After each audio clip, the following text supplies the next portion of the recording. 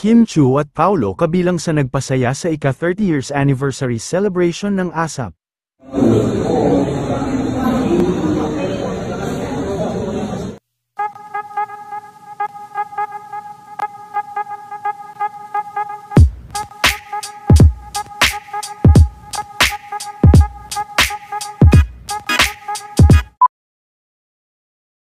Sa kasalukuyang nagaganap na ika-30 years ASAP Homecoming, ay talagang napuno nga ng mga kapamilya stars, na kinabibilangan ni Kim ang kanilang naging celebration.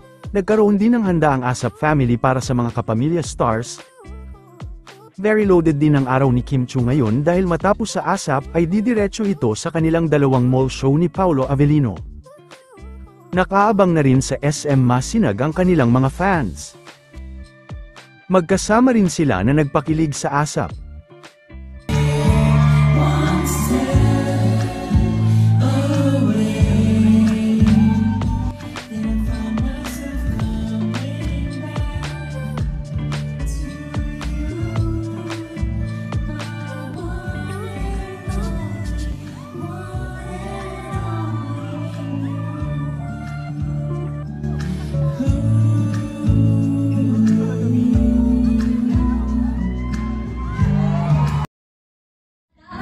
Bigyang pugay ang lahat ng naging part ng ASAP sa likod at sa harap ng stage noon man yan at ngayon. Kaya congratulations sa aming lahat! None of this would be possible with people that we treasure very, very.